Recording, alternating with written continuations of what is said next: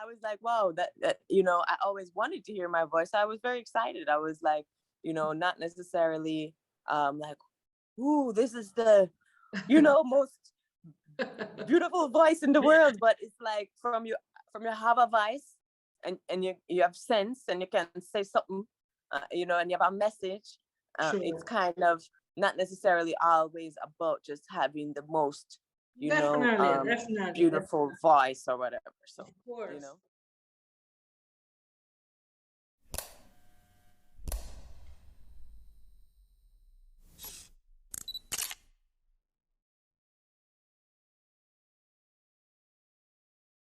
Greetings and welcome to all our viewers and subscribers.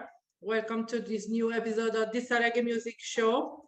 I'm Sarah, your host, and today we have Tuff Like Iron. Blessing, sister. Yes, family greetings and love. Tough Like True, Iron coming at you live and direct here in Miami at the moment. true, true, true. Yes, Giving sister, let's thanks. go back in time. Right, if you can tell us about what's your name, real name, your birth name. My name is Kendra. My name that Kendra. my mom named me is Kendra. It's beautiful name actually. Thank you. Yes, I so sister. So how Kendra grow up? Like where? And Oh, my bad. My phone no just worries. took a spill. I grew up in Brooklyn, New York. You know, my influences in New York. There's a lot of Caribbean people. My my father, as I was saying earlier, was actually born in St. Vincent. So I do have Caribbean heritage. Actually started going to Jamaica at a young age when I was about 8 years old. Oh, I went on my lucky first you. trip to Jamaica with a friend of my mother. My mom have a lot of um, Jamaican friends, and she always was kind of on a different kind of scene. So she had a friend of hers who used to babysit me sometimes, and she was going to Jamaica, and she said she would carry me. So we went there for several weeks when I was 8, and it was very just life-changing experience for me as a youth growing up in New York. We didn't have that much like nature, trees, and to see like rivers and all these nice cultural vibes, and see people, just living a natural life. Where I was at was I was in country, so just to see people, and they didn't necessarily have much, but they were happy, and they were joyful, and it didn't seem like it seemed so special to me, because it seemed like the people who I was used to probably in New York would be more like, they would be vexed if they didn't have like the new Jordans or something like that. They would be like trying to rob somebody, and you know what I mean. Here I was hanging out with some youths, and we were just chilling, having a natural time, just holding some good vibes and stuff. And it was just really free vibes. And I really love the energy. So I always, that always stuck with me throughout my So childhood. when you were a child, what was your main interest? Um, Mostly, I really have always been interested in music. I spend a lot of my time listening to music. You know, if it's not music, I don't really have no much other.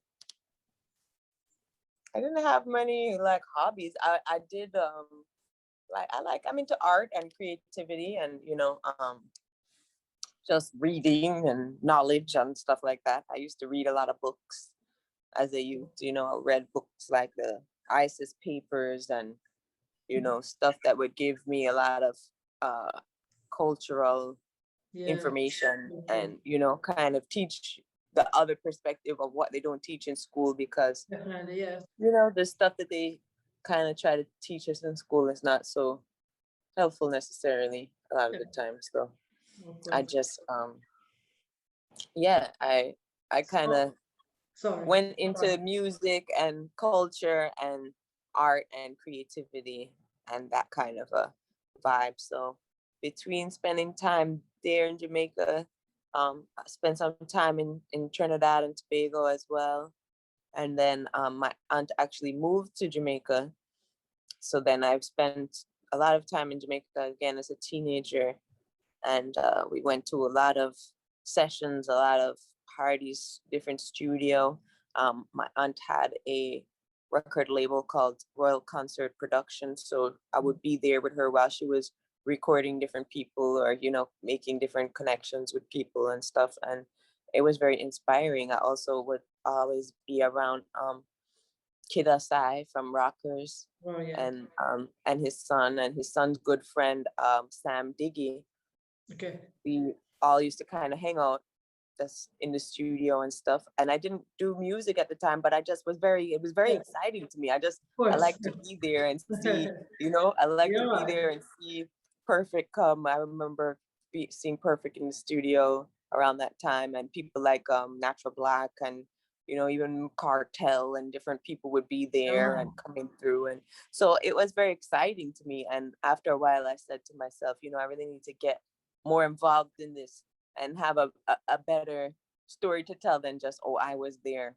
I always did clothing. I did that's what I wanted to ask you. I know see some more hats here. Yeah, you're a crazy designer. I do crocheting, Yeah, man. and so how you came about that passion, or I mean, who teach you it? I'm really the first time the first person who taught me was actually my mom. Good. And after that, I had a friend who I worked in a store with other designers, local Brooklyn designers, a lot of whom were, also international descent, like Caribbean. Some of the people were, Black American, some people were African, different kinds of people. Yeah.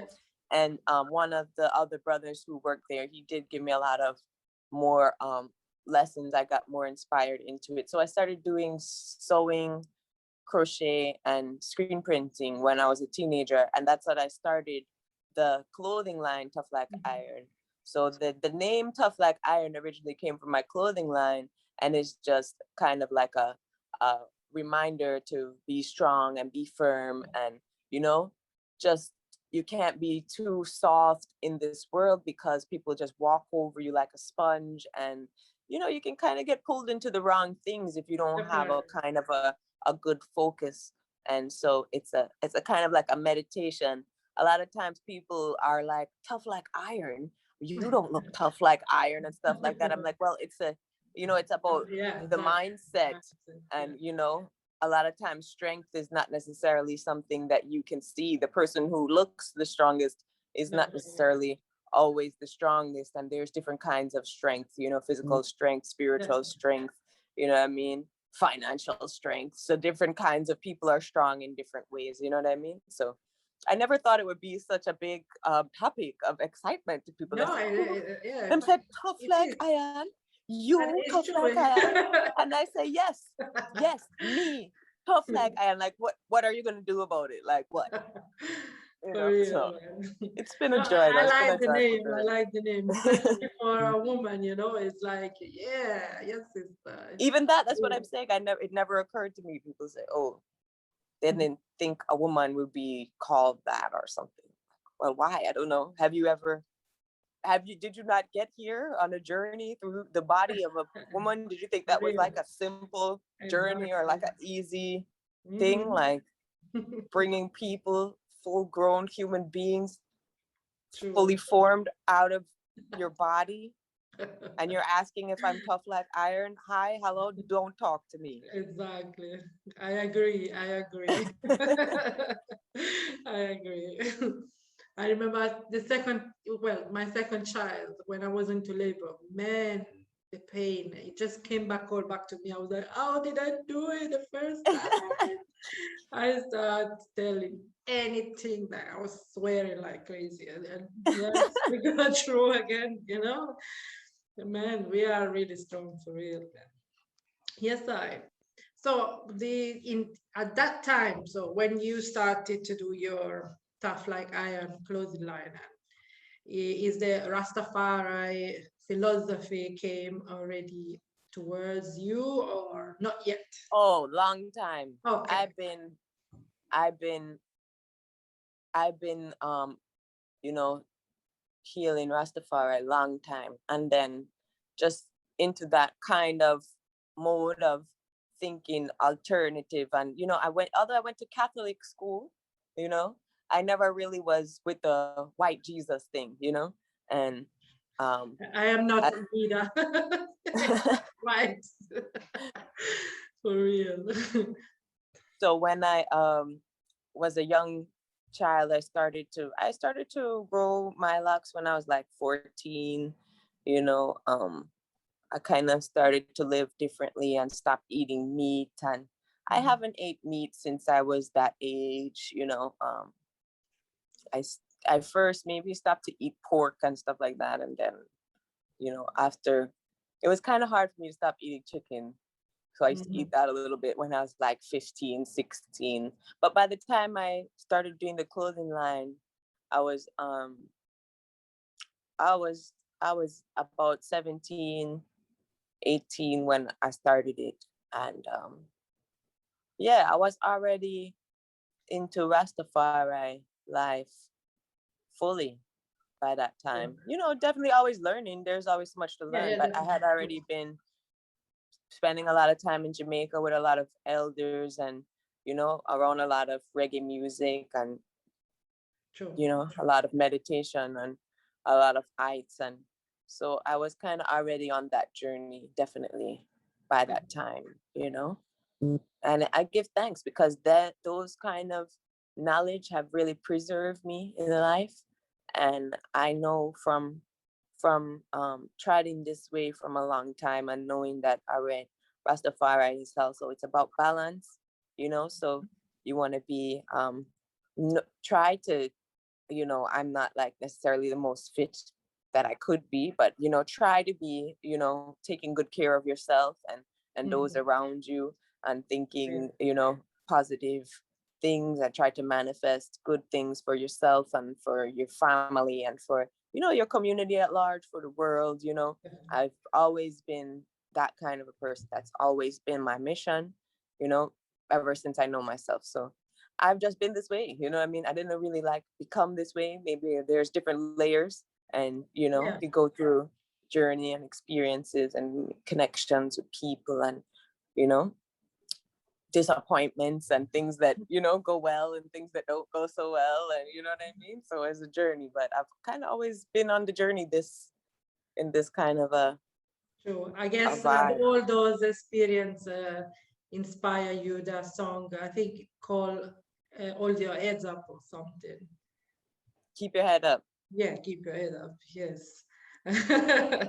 Yes, I think many of us can relate to the song at some point. Yeah, Definitely. yeah, man, yeah, man. So talking about the music, so you say, okay, Jamaica wasn't nothing new to you, and so at one point, how you get through, like you say, yes, okay, I'm gonna start to do, some music myself. Well, I always wanted to do it. I guess I was waiting for somebody to give me some kind of a special invitation. Like a And push. then and then I because I always love music. I listen to music all day, every day. And then one day I went to visit Java Evil studio, and I was there. They were playing a redeem, and I was kind of, singing a little something that sounded nice to me at the time. And I was there hanging out with Gideon, and he was like, "Yo, that sound good. You come and record. You come record your song." And so he gave me a date and put me on the schedule to come and record my song. Like Yeah. maybe I think it was maybe like Tuesday or Wednesday, and he said Friday we could come record this song. So I I went to country because I used to stay in St. Mary, Mhm. and I went to Rackabes, and I went to the beach and listened to the instrumental, you know what I mean, and try to True. come up with some more vibes and things. And so wrote some more lyrics for the song and went back and, did my first recording there. Stila recorded it. It was a challenge, definitely, especially being that I didn't, I wasn't really so familiar. I had recorded before, but not a song. I had recorded some like backup vocals for a few different things. Like I had done backup vocals for Profi on his Naya Bingi album. So that was kind of maybe one of my first experiences ever being inside of the studio and hearing my voice being recorded and stuff like that. Was maybe about still 6 years or something before I started to do my own music. So it was quite an experience, a different kind of experience of like when you heard your voice. When I was making the lyrics. Yeah, but when you heard your voice for the first time, what did you think? Like, I was like, wow, that I always wanted to hear my voice. I was very excited. I was like, not necessarily like, ooh, this is the most beautiful voice in the world, but it's like from you have a voice and you have sense and you can say something, and you have a message. It's kind of not necessarily always about just having the most definitely, beautiful voice or whatever. So of course I was intrigued, to say the least, and I said I would like to continue working in this new arena. So I had the one song, I'm Talking to You, that we did that time, and we kept working and did a few more and did a first EP.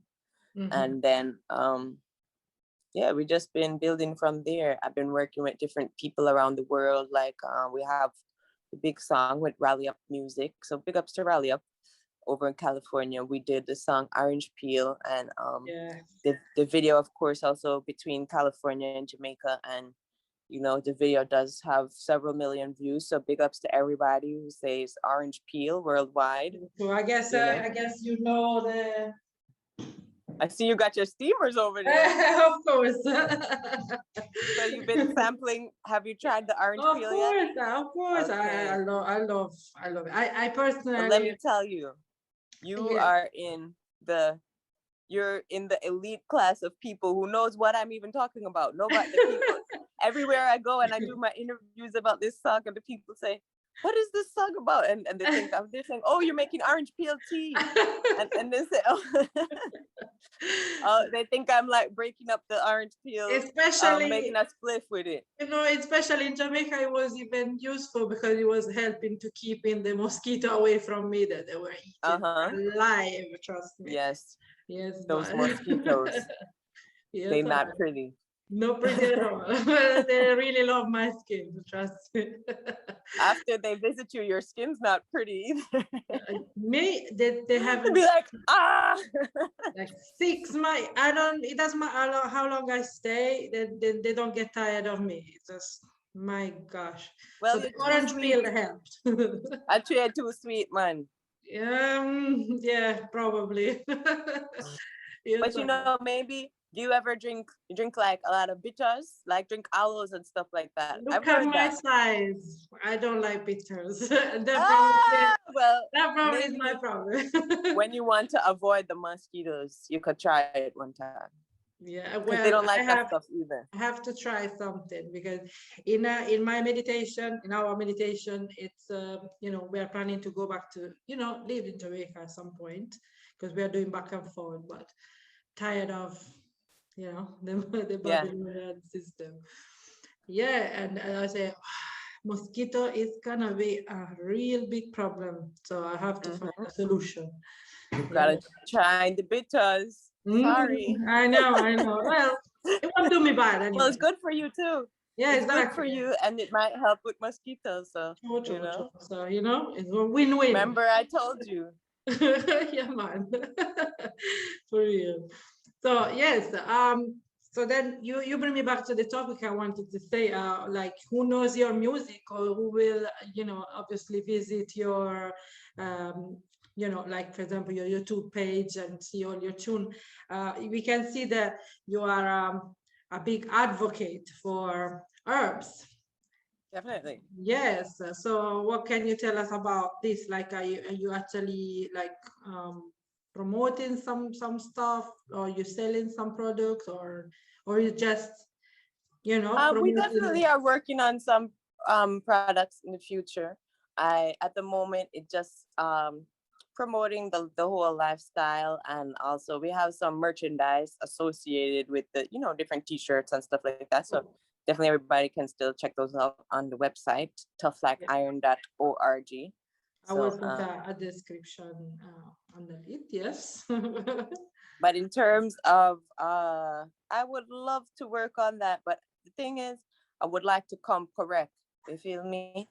Me no want make no shaky thing and put my name upon it. So I've got to do it right and do the groundwork. And sometimes, this weed genetics and all of these stuff can be very you want to take your time with it and make sure, True. get it right. So we do have some stuff in the works. Just stay tuned. But in the meantime, we do have some merch and as I said, the videos, them and some vibes to just promote the whole ganja lifestyle, because it it it helps us. It helps people. At the end of the day, our bodies are wired to receive this plant. You know what I mean? So the Most High created us in a very special way with this endocannabinoid system that can actually receive signals. We have receptors built into our body for this. You know what I mean? So that says a lot. And right now there's a whole lot of legislation changes and a lot of stuff going on just towards the fact that even the system have to recognize the one healing They knew properties already, potential, They, and they want to make the money, because at the end of yeah. the day this thing is very powerful for people. So it's like it's a plant. The Most High created it. I don't know why. How you're gonna have authority over a plant that the Creator made and put in the ground.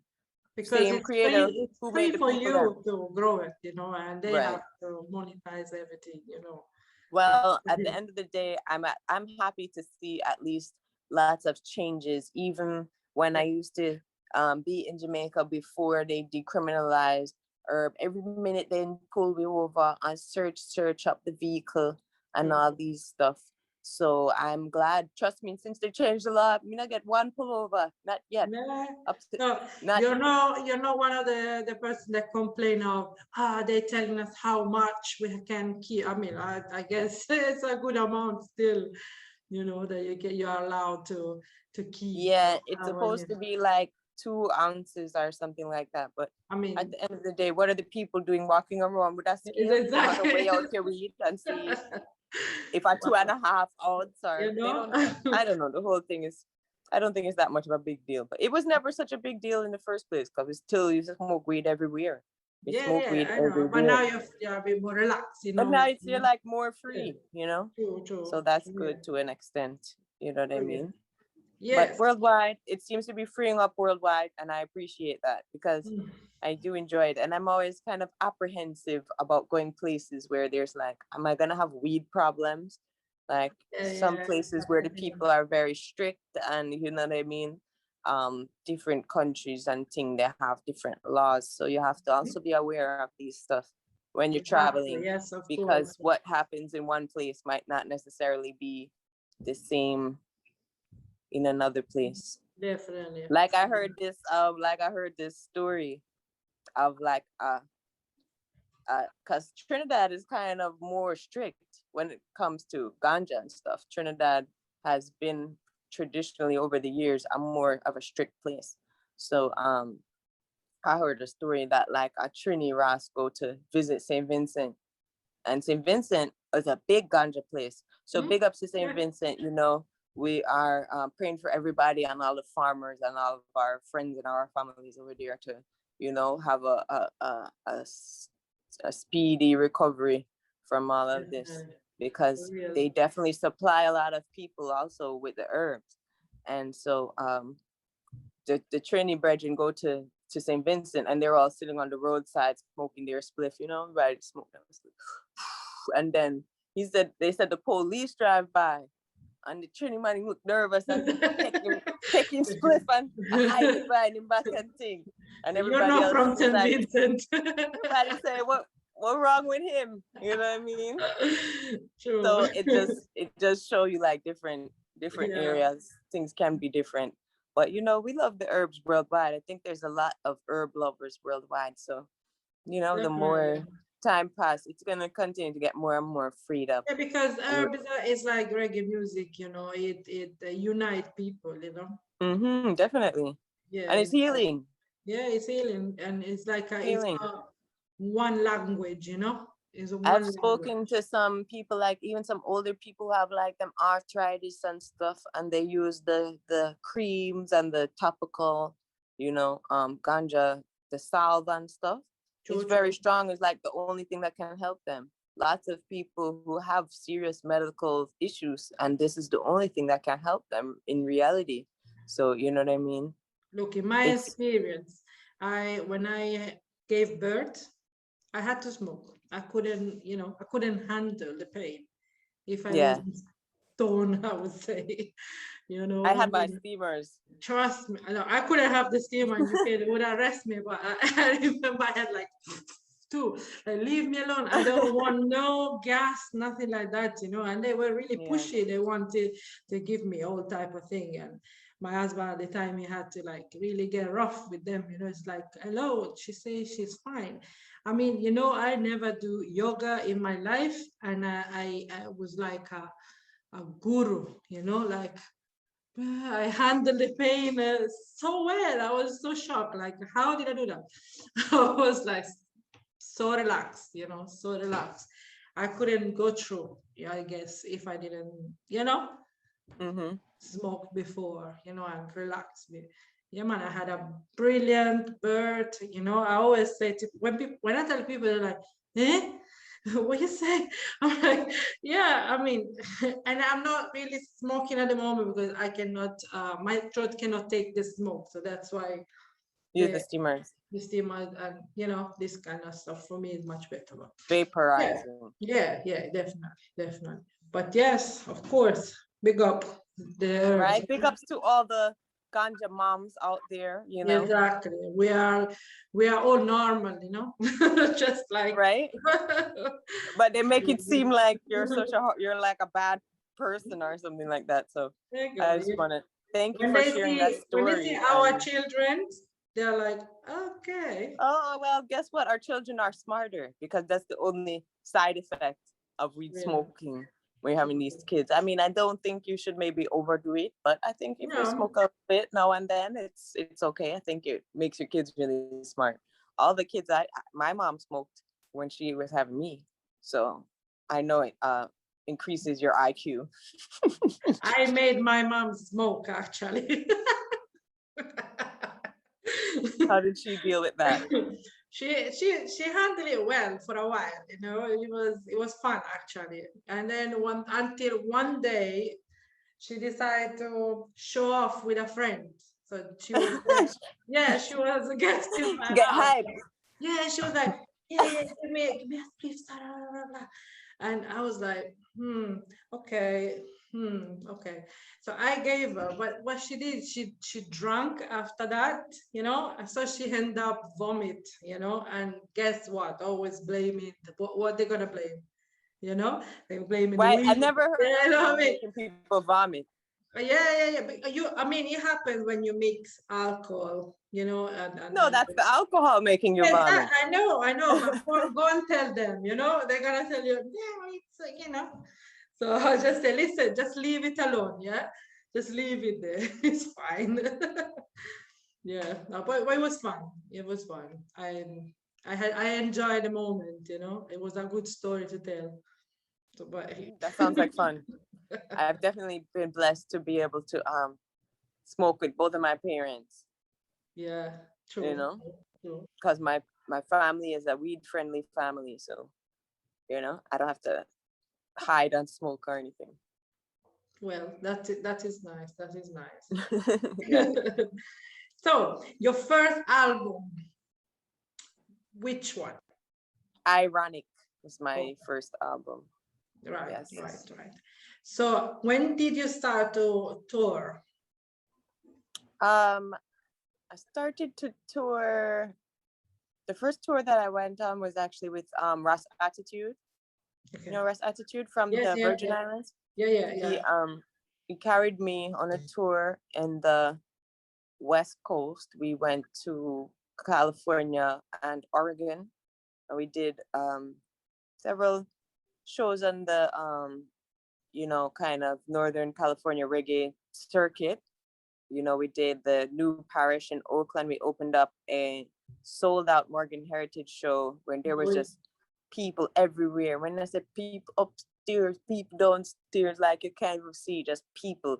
It was a great experience, and a lot of Polynesians. There's so many different kinds of people in the reggae music who love reggae music. So that's always a joy to see, different groups of people that maybe I've never really met before. So it was really exciting. We went to Oregon and did a show in Eugene, and then another one at this nice place called Applegate Lodge.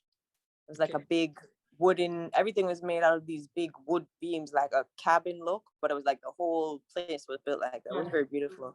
And then I remember after the show, Attitude came and he was like, gave me a plate of food at like 5 a.m. He knocked the door and he was like, yo, I just made these vegan pancakes. And it was like 5 a.m. He had made these like blueberry pancakes. And then he was like, hold on, I have a pizza in the oven. And he went and he came back with a whole pizza that I guess after the show he was hungry. And then being that we're vegan and sometimes we don't have that much ITAL options of, plant stuff to eat. So he just went in the kitchen and took some of their ingredients and started whipping up stuff. And I was like, wow. So I was like, does this man never get tired? So how you handle the tour life and the whole music, career in general and motherhood?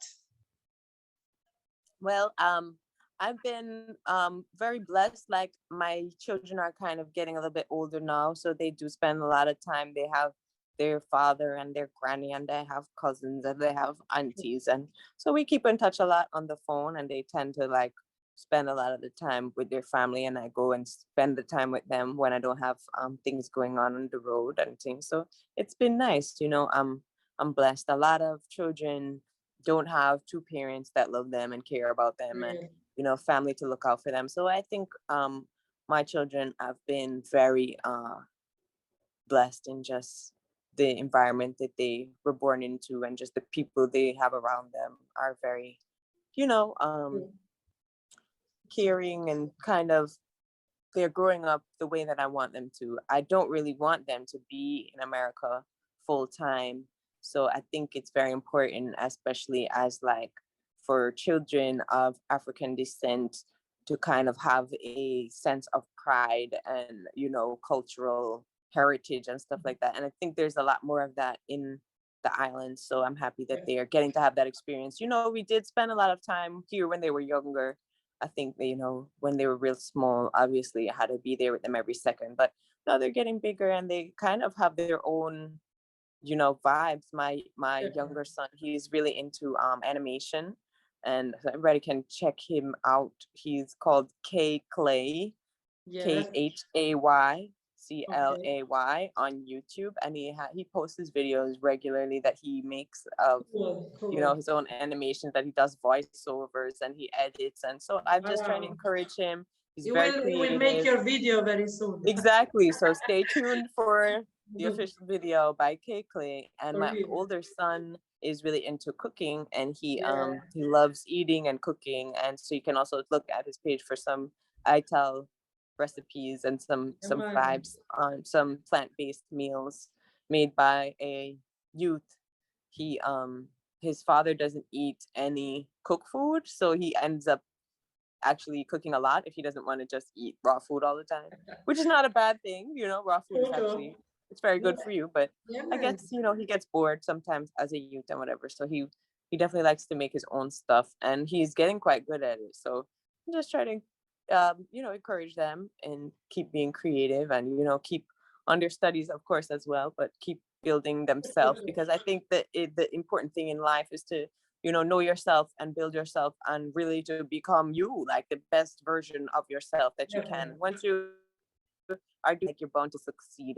You don't know where the opportunities might come from. They might call him, all of a sudden the Food Network calls him and he has Of to, course. that you don't know, what I mean? So it's just about Especially in this investing. time, they have so many ways to, to succeed in anything. It can be So anything. that's kind of the thing for me. I know at the end of the day, my children are great. They know culture, they know how to eat good, they know how to exercise, they know how to generally take pretty good care of themselves. But I feel like there's a lot of people in the world who kind of need to get these messages, and need this information. And I try to just be a small beacon in order to maybe ignite a little bit of positive change in people, so that's kind of the mission. So I know at the end of the day, my youth, them good, them already know these things. They could get up and teach the class, you know what I mean? Yeah, man. I saw them in the social news pages, and I follow the chef. He actually has some very good recipe, and my kids as well. I think they are probably similar ages, and I'm like, wow, these children, this generation, it's just I mean, I'm just another always level. trying to encourage them. Yeah, Invest man. this time and energy into yourself, please. Don't just spend all the time playing a bunch of games and watching all these shows. Yes, do that. That's a part of the experience.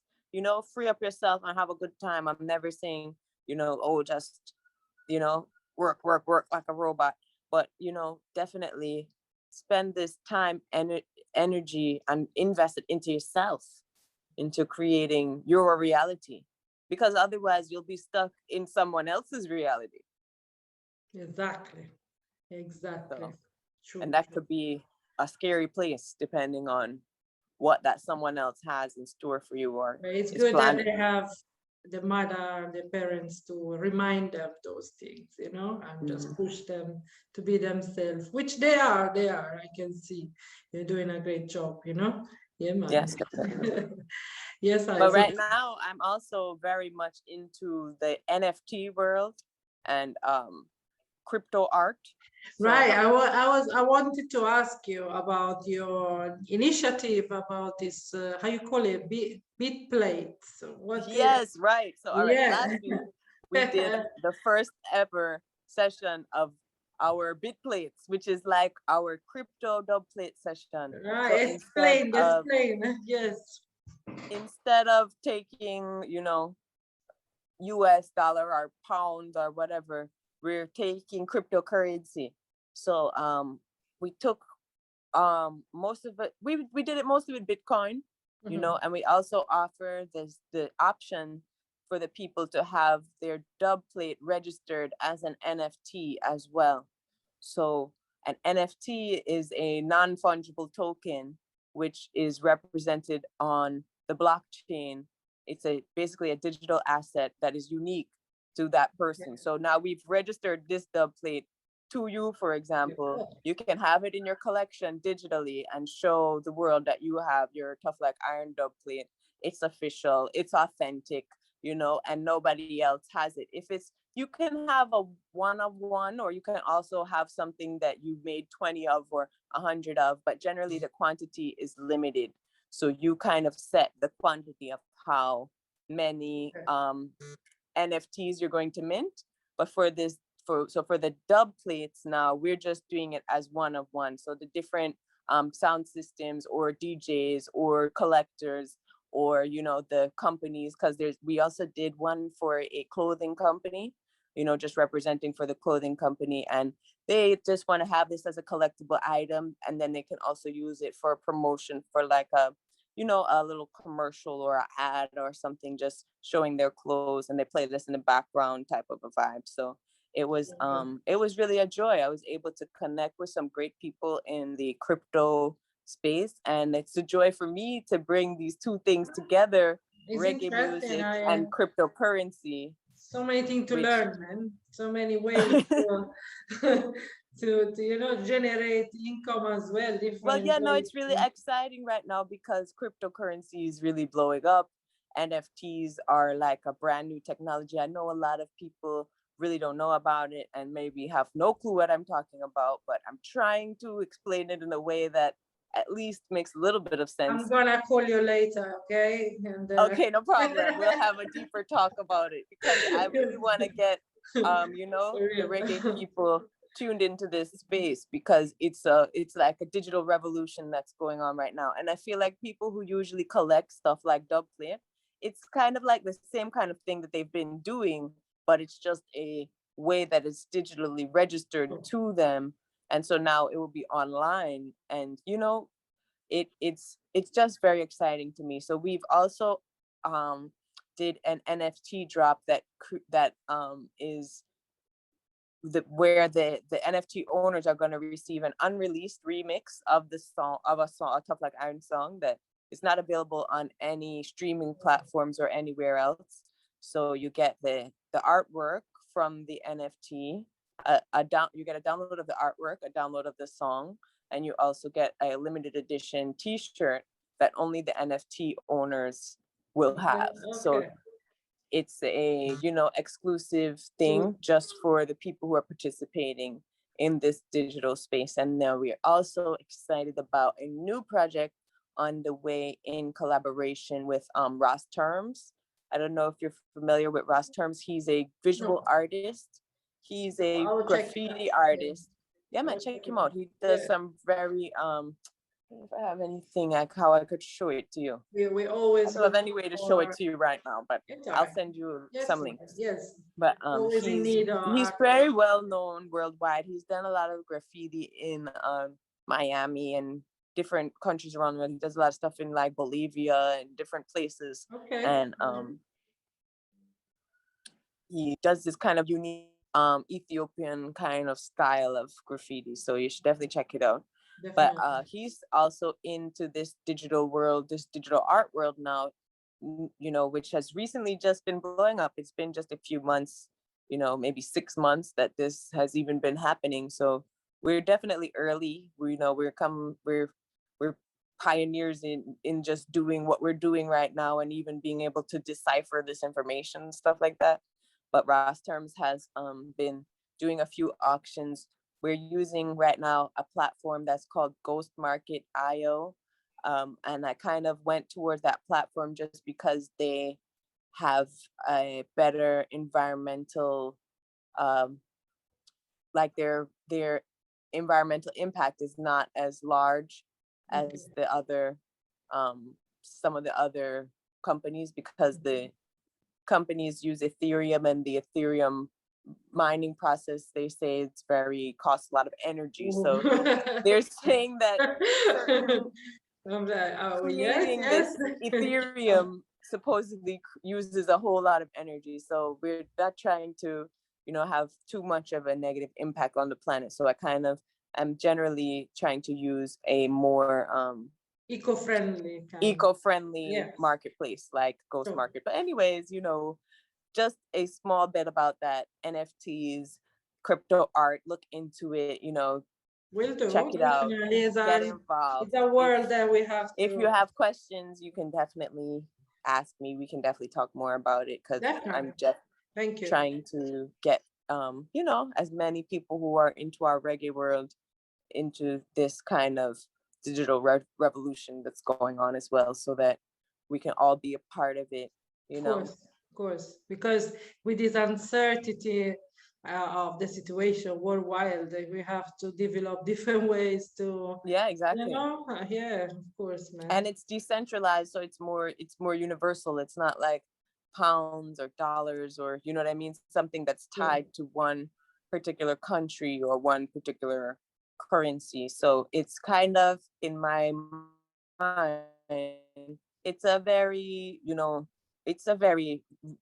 rebel kind of a concept, you know what I mean? It's kind of about taking away the power from these big banks and these big financial institutions, in which you used to only be able to partake in these kind of spaces if you were like one of these big wig kind of people. But now with the crypto world, anybody can download one of these wallets and some of these apps, and you can start trading. You can have $50 and buy yourself $50 worth of Bitcoin and start with that. You know what I mean? You don't have to be a millionaire to be able to figure this out, to be able to access it, or you know what I mean? So it's really, we're living in a special time. There's a lot of bad shit going. My bad, I don't mean to curse. Yeah, There's a lot okay. of there's a lot of bad things going on in the world as well, with with the pandemic and this vaccine and all this crazy stuff. Like if we were talking about the volcano, and then them shoot one next black man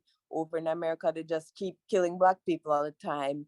And you know what I mean? People are suffering and things are not necessarily so great. But one good thing that I've been able to identify is this digital wave, this digital currency revolution, and this digital art wave that's going on right now. So definitely, I think everyone should try to tune in and check it out.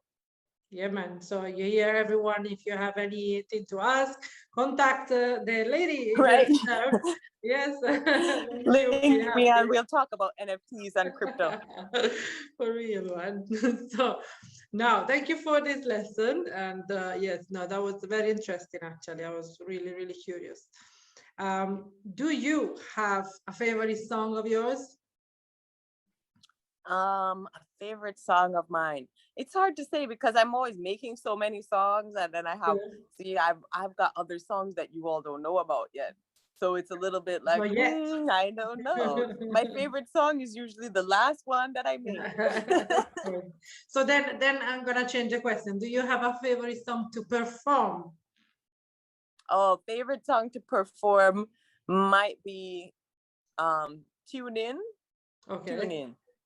I like to perform Tune In. Also, I like to perform this song that's called Never Did Know. I have a kind of singing styles and then kind of more rapping styles. And sometimes I saw a different iron in the latest album, right? Right. I got a lot of irons in here. I mean, your style anyway, it's unique, because sometimes, like when you first came out, I thought you were like a female version of like a dub poet, you know. You understand? Like I was like, that's interesting. That is interesting. It's really, really interesting. Yes. True. So well, that's kind of I feel like that's how rap got started. You know what I mean? Yeah, but then you're giving me some heavy dancehall and some roots reggae, and yeah, man. Told you, multiple personalities. Yeah. So what about your video? Do you play a lot of do you put a lot of your input in your videos? Oh yes, definitely. I know you are very creative. I definitely work on the video concepts extensively, and definitely use lots of my input. Like our latest video that we put out, playlist. Yeah, that was in my mind right now. I love that video. It was really exciting. It was. I gave the director a lot of the ideas, and they definitely did a great job of bringing it across. So I have to say, big ups to Edge Films. Highly recommended. From Tuff Like Iron. Where they based? In LA. Okay. This brother, he's Belizean. He's based in LA. So, but I think he's also, probably willing to fly. So if you need a good videographer, you can check out Edge Films. He's highly recommended, I would say. We did pull it. The idea, he really pulled it together, True. Because sometimes you can have your idea, but actually getting the shots to line up and make sense with what you were envisioning can be really challenging, so it is definitely. We also have another video on the way soon with myself and Goldie Bad Lion for Roots Wine. Okay. So yes, I heard that will also be out soon, and stay tuned for that. And got more stuff for more projects on the way, videos that are already done, songs that are already done. So we'll be releasing some more things soon. So this is what you've been up to in this pandemic. Yes, lots of recording, lots of planning. Also working on the clothing line. So just stay tuned for a whole new relaunch of the clothing line with some exciting new collaborations there too, and just new products that we've never been able to provide before. So we're excited about that. Gonna have some really nice new offerings. For real, for real. But where you based mostly in Jamaica? Between there and the US, it kind of sometimes Miami, Jamaica, California, those are my main Okay. stomping grounds. International I am. Yes. I have not yet made it to the UK, and boy, they might make it difficult with this COVID thing, but hopefully it'll stop eventually. I mean, I really don't know, but we have to keep doing what we're doing regardless. So, you know, I'm just giving thanks that I'm still here. You know, they couldn't get me out. Every morning we have to give thanks, man, because it's definitely, you know, so many people have suffered. Yes. See, we just lost BMX this week. I think. Too many people this year. Too many people. Yes. Yeah, man. So now, lastly, I'm gonna ask you a couple of questions that has nothing to do with music. Okay. Yes. What Tuff Like Iron favorite food? Favorite food, coconut. What?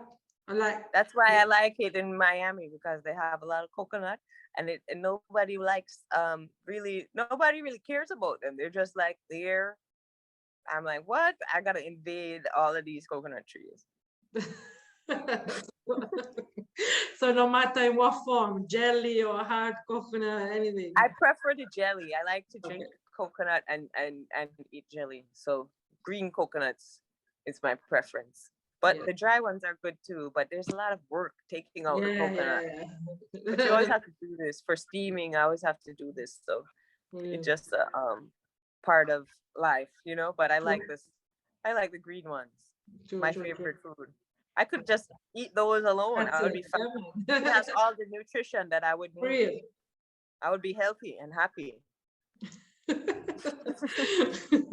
You're funny. So what is your favorite hobby? My favorite hobby. Well, I like crocheting. Does that count as a hobby? Pardon? Crocheting? Yeah, of course. Yeah. Okay. Yeah, it is a hobby. Yeah, we give you that. Yes. All right. Do you have a favorite movie? Favorite movie? You don't have to. I don't really know. What's my favorite movie? Maybe you're more into books. Maybe. I really do like movies. It's true, I like them, but I don't know. It's like they don't really make the kind of movies that I would really want to see, but I hope that I would like to make some one day. Then I can make my favorite movie. That's a good answer. Yeah, man. Oh, my favorite movie is Rockers. What am I saying? I see. Favorite movie is Rockers. Remove ya. For real. True, man. Yes. So would you, before we leave, would you give us a little gift? Actually, I do have my request. So I don't want to put you on the spot, but I have a favorite song. And I would like you to give me a little gift, if you know, smoke next to me. Okay. Yes. That's your favorite song? Yes. Nice. Well, it's one of them. One of them. With my, you know, I like to listen it with my husband, you know. Nice. That's beautiful. You got to send me a picture. We will do. We'll do. I say go. Touch road, me ready. That one there. Yeah. That one there. Right. I was waiting. Man, when him a burn him weed, him serious warrior like man a lick a beer. Money I make when him a touching the street. The purple skunk we hunt, bonfire release. We smoke and a smoke and a smoke for weeks. Smoke and a smoke and repeat. My king next to me is a necessity. There's nothing in this world like my cuss granddaddy. Nothing no be Yeah. closer than you to me. And you will hold me right now and no used to be. Anything in our way get kicked on brutally. Yeah. Yes, Again. yes, I give thanks. That was a special gift. Yeah, man. Yeah, man. So, lastly, would So you maybe you tell? need to get that on bit plate. Yeah, Think about probably. it. Yes, probably. Could be an idea. Yes, for real, sister. So, tell us where they can find you online, and I will put, a little notification. They can find wherever you can find you. All right, family. Yeah, man. You know you can find Tough Like Iron. It's easy to find Tough Like Iron. You just Tough Like Iron. TuffLikeIron. And we're on Instagram. On Facebook, it's Tough Like Iron Music. YouTube.com/Tough Like Iron. You know, Spotify, all of that stuff. Look for us. Just put in Tough Like Iron. I would love to connect with you all. So if you want to talk more about the whole NFT thing and the crypto art and the bit plates and all of them scene, just give me a link on like the IG or the Facebook, and we'll talk more. We're building this community right now. So yeah, man, link up. It's a joy and an honor. Thank you so much, Sarah, for the Yes, it was an invitation. honor to have you Thank on you the so show. much Yeah, for man. playing this good reggae music. I'll make sure reggae music keep playing around the world. Of To course, all of reggae course. lovers, pick up on yourself. We love you. You don't know, tough like iron. Yes, sister. All right, McQueen, big up. So we'll link soon, right? Definitely, definitely.